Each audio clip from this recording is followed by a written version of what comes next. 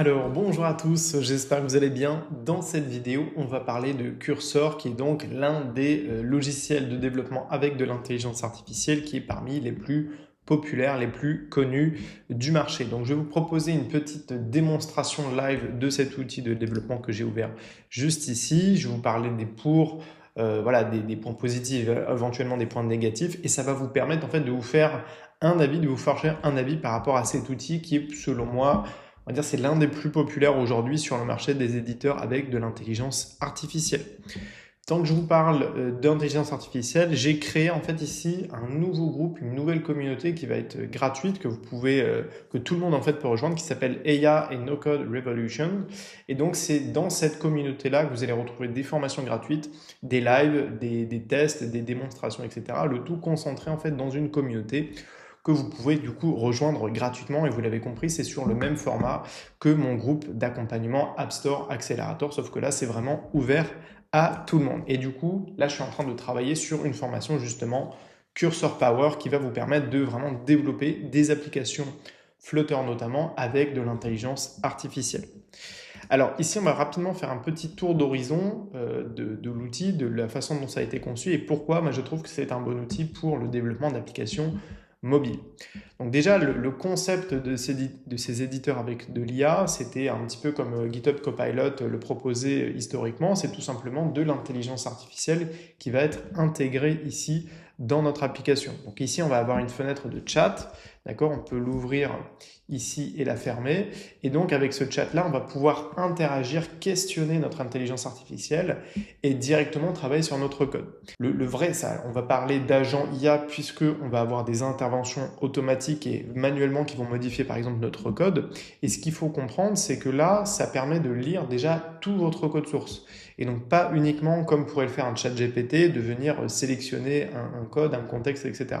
On peut le faire, on pourrait par exemple lui demander de créer par exemple sur la home page, de venir modifier le contenu. Là ici vous avez une commande qui vous permet par exemple d'éditer, d'échanger directement avec votre code. Ici par exemple là je suis en Dart. Et on a une interface de chat qui permet par exemple de nous expliquer et explique-moi la structure de code par exemple. Là je peux lui demander, poser une question, lui demander de créer une nouvelle page, voilà, il va me répondre, il va me dire voilà, ça c'est la structure générale qu'on a suivie, etc., etc. Donc vous pouvez vraiment interagir avec cette intelligence artificielle et elle est capable de lire tout votre dossier d'application Flutter. C'est valable d'ailleurs pour du développement Flutter, mais évidemment pas que du développement Flutter, vous pouvez faire du Node.js, vous pouvez faire du Python, TypeScript, en fait tous les langages et les outils vont être disponibles. Le point positif pour moi, c'est que c'est quand même très similaire en fait à ce qu'on a sur Visual Studio Code. Et Visual Studio Code, moi, c'était le logiciel de développement que je recommandais, notamment ici parce qu'on a une vraie interface pour venir cibler différentes devices. Donc là, je peux cibler par exemple mon application iOS et par exemple ici lancer mon application. Ce que je fais souvent moi en version test de travail rapide, c'est que moi je viens lancer mon application avec une version web, ici Chrome, JavaScript, ce qui permet de lancer, de travailler assez facilement ici avec des projets Flutter pour faire des tests très rapides. Vous pouvez tester par exemple le responsive de votre application, etc.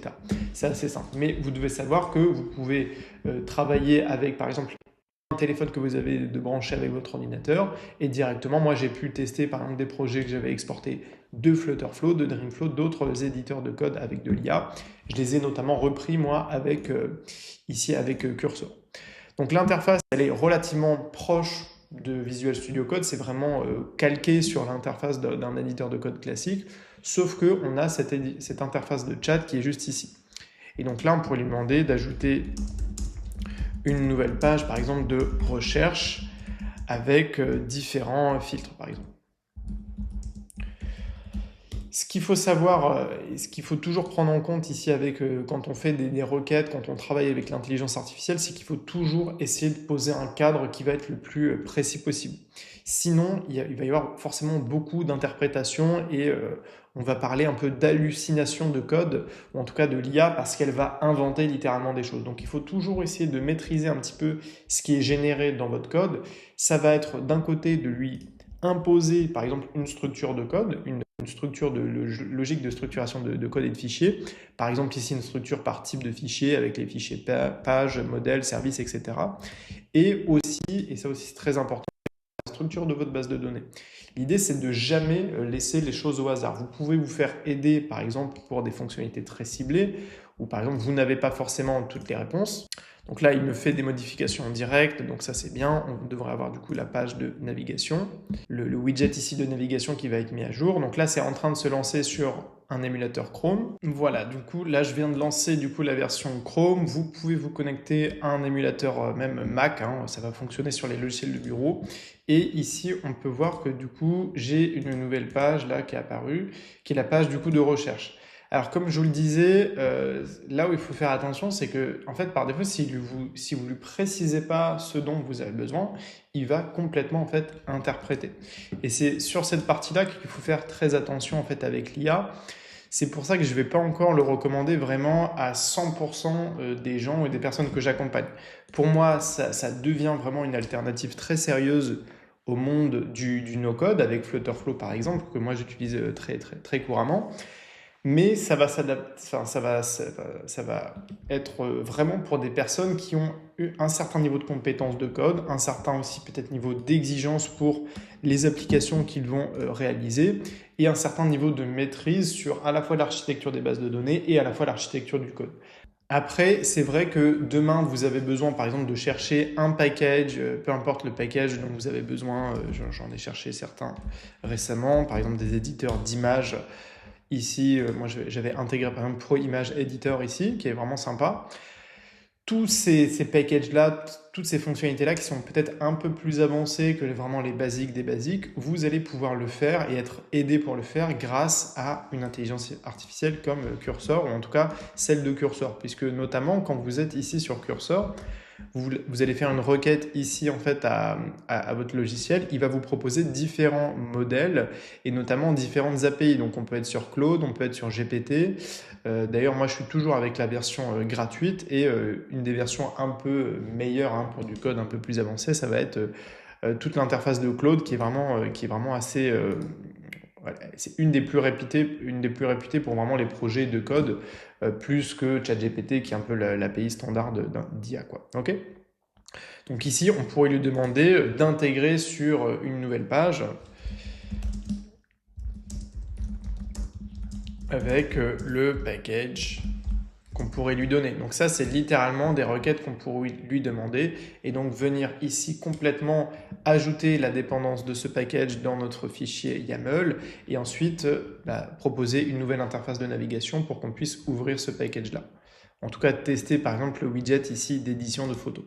Encore une fois, on peut utiliser un chat GPT, c'est une des manières de fonctionner. Maintenant, on a des logiciels qui font absolument tout et c'est là où c'est cette interface ici d'agent IA, vous avez le choix ici entre tout simplement une partie échange-discussion où vous pouvez lui demander des recommandations et ça reste un chat GPT classique, et on a le mode en fait agent IA qui va nous permettre ici tout simplement vraiment d'interagir en fait avec notre code. Ok.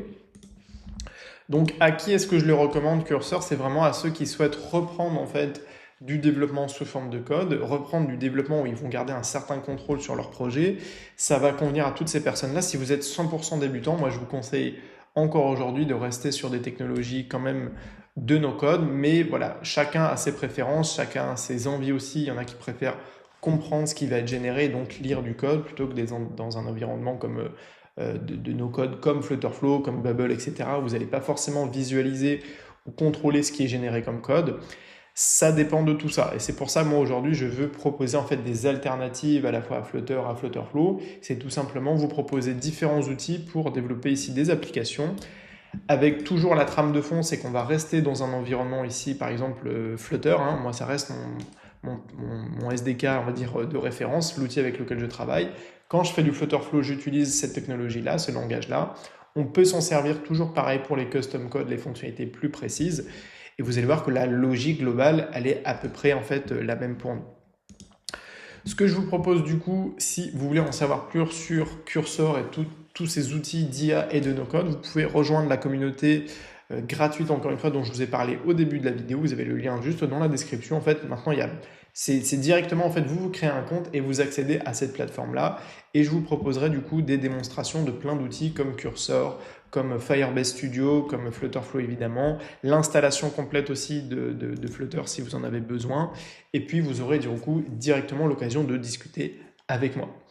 J'espère que cette vidéo vous a plu sur Cursor. C'est un peu le deuxième outil d'IA que je propose après Firebase Studio. Et on aura beaucoup d'autres qui vont arriver sur la chaîne. Donc mettez-moi en commentaire les différentes suggestions que vous pouvez avoir concernant les sujets, les outils dont on va pouvoir parler.